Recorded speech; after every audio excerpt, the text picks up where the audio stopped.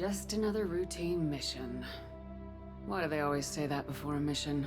Of course it's routine, you haven't done anything yet. It's everything that happens along the way. The choices you make, the paths you choose, that turn the routine into anything but. Of course, that's how it started. A routine mission, answering a distress call. And look where that got me. We were testing out the Normandy, Captain Anderson's new ship, when the distress call came in. An Alliance patrol on Eden Prime had been attacked.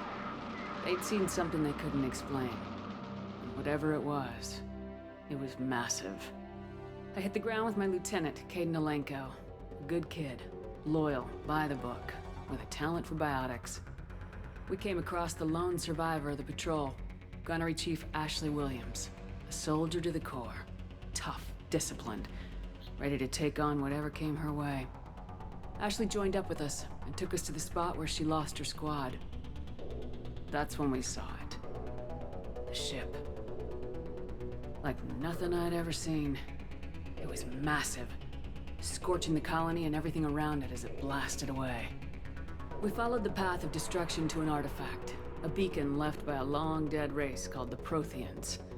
The colony had dug it up, and whoever attacked them had tried to take it. Lieutenant Alenko made the mistake of getting too close. Hit him with some type of energy. I grabbed him and threw him out of the way. That's when it hit me. Hard. Every muscle in my body went rigid. I couldn't move, could barely breathe. Everything went black. And then I saw something. A vision. Dream. A nightmare. By the time I woke up, we were halfway to the Citadel on our way to meet the Council. I was expected to explain what I'd seen.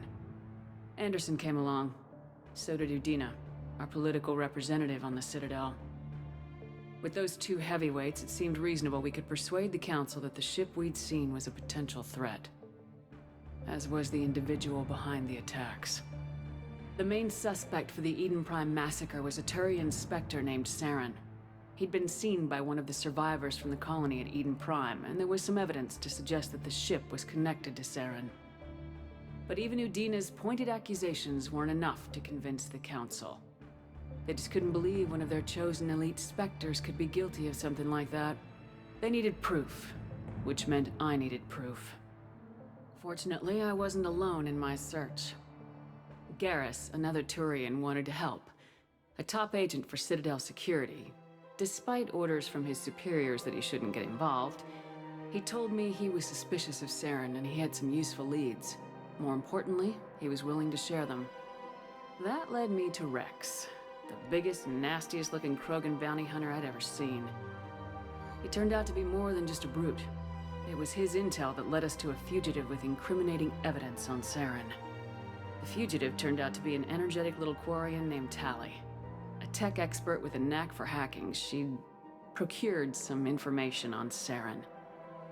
Evidence that proved Saren was dirty. Tally's evidence proved that Saren was responsible for the massacre on Eden Prime, and the immense warship we'd spotted was in fact Saren's flagship. But it went much further. Saren was trying to find a way to bring back a race of sentient machines from dark space. Machines allegedly responsible for cleansing the galaxy of all organic life. These Reapers were blamed for wiping out all life 50,000 years ago, including the Protheans, then disappearing back through the mass relays to dark space, leaving no trace that they'd ever been. That explained why Saren was after the beacon, and it made some sense out of my visions, but not much else. We couldn't convince the Council that the Reapers were a threat. But they agreed Saren had to be stopped. They stripped him of his Spectre status and gave me the honor of becoming the first human Spectre. My first task? Bring down Saren. Anderson decided to stay behind, giving up his ship, the Normandy. He told me I'd need it more than he would. He also pointed me in a direction.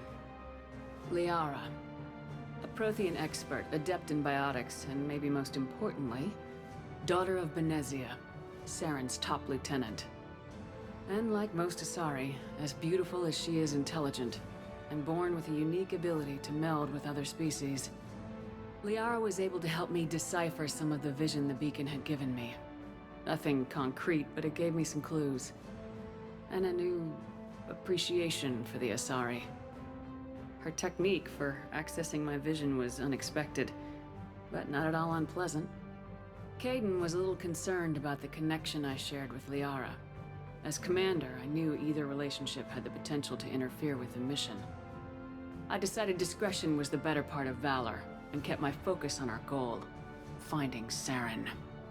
Thanks to Liara's help, we had our next lead, Benezia. Saren had taken her to Noveria, where he'd enslaved the queen of a dangerous race of insect-like creatures, the Rachni.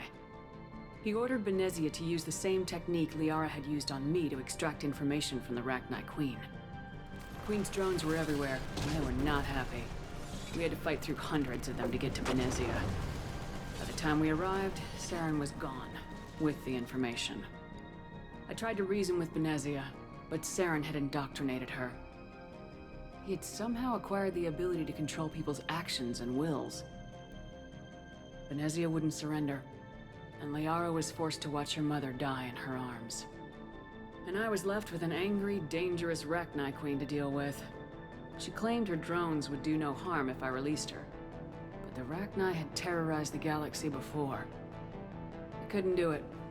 I wouldn't doom an entire species for past sins. And the queen was true to her word. She left and took her army of drones with her. With Saren's top lieutenant dead, he was quickly running out of time and places to hide. I tracked him down at his base on Vermeer, but we soon learned it was more than a base of operations. It was a breeding ground. Saren was breeding an army of Krogan. He'd found a cure for the genophage, a disease inflicted on the Krogan to prevent them from breeding and taking over the galaxy. But the Krogan Saren was breeding were slaves, mindless beasts that obeyed Saren's will. I had to destroy the base and all its research. Rex disagreed, violently. Rex wanted the genophage cure for his people. I tried to convince him to help me destroy it, that these Krogan weren't real. But he wouldn't back down. Fortunately, Rex is smarter than he looks. He realized this wasn't the way to help his people, and that Saren was the real threat. When we finally got to the center of the base, I realized just how close Saren was to completing his plan. He was already in communication with the Reapers. Sovereign, Saren's flagship we'd all assumed was just a ship, was a Reaper. It spoke to me, threatened me. I could feel the menace it had for every living thing. It wanted me dead. It wanted us all dead. And I knew it was capable of doing just that. What I couldn't understand was why Saren would help it. But there was no time to think about it. Sovereign knew where we were. We had to destroy the base and get the hell out. I split my team into 2 squads, sending Ash with one and Kaidan with the other as a distraction. We had a nuke and we planned to use it. Before we could detonate the bomb, Saren showed up. We fought. I stalled him to make time for my team. And in talking to him, I realized the truth. It wasn't Saren who was indoctrinating everyone. It was Sovereign, the Reaper. And Saren was in deeper than all of them. He tried to convince me he was still in control. Said he'd found a way to reduce the Reaper's influence, but he was kidding himself. Or believing the lies Sovereign was telling him. Before I could convince him to stop, he ran, leaving me just seconds to extract my squad mates. I tried, but I wasn't fast enough. I could only save one of them. Ash was a good friend, and a great soldier. But I had to choose, and I chose Kaidan. That was the last time Saren would slip away from me. I knew then, the next time we met, one of us would die. With my team mostly intact, we chased Saren and his army to Ilos, a long-lost planet that had once belonged to the Protheans. As we prepared for what we knew would be a desperate fight, I spoke to my crew. We were just one ship, against Saren's growing army. I assured them all that despite the odds, we could defeat him. I'd never tell anyone, but I had my doubts. Leaving Ashley behind had hardened my resolve, but revealed a weakness in my defenses. How many more friends and allies would I be willing to sacrifice in order to stop Saren? We arrived on Ilos close behind Saren. Once on the planet, we discovered a Prothean databank that helped me put the final pieces of my vision together. The Reapers had come 50,000 years ago, and every 50,000 years before that, each time purging the galaxy of life. The Protheans had fought and died like every species before them, but a few survived long enough to leave a parting gift. The Protheans had discovered that the Citadel was the key to controlling the mass relays. By sabotaging the Citadel, they found a way to close the relays to dark space, slowing the Reapers' return, giving us the time we needed to find a solution to stop the Reapers once and for all. Saren knew this. He was leading his army to take control of the Citadel and re-establish the relays to dark space, bringing the waiting Reapers here to destroy us all. We followed him to the Citadel. It was intact, but heavily damaged. He had caught the Council fleets by surprise, and they were only now regrouping. And with Sovereign as his flagship, there was little hope that the fleets could counterattack with enough strength to take back the Citadel. But Saren was done running, and I was done chasing him. As the Alliance and Council fleets battled Saren's army outside the Citadel, I cornered the Turian bastard in the Citadel tower and confronted him. He died believing that the Reapers would save him. As I fought to regain control of the Citadel, the Council's flagship, the Destiny Ascension, fell under attack. Despite Saren's death, Sovereign and Saren's army continued to fight. The Council was aboard the Destiny Ascension and they were requesting assistance. But I knew in order to help them, I would have to put our human Alliance fleet in jeopardy. The Council had to be saved.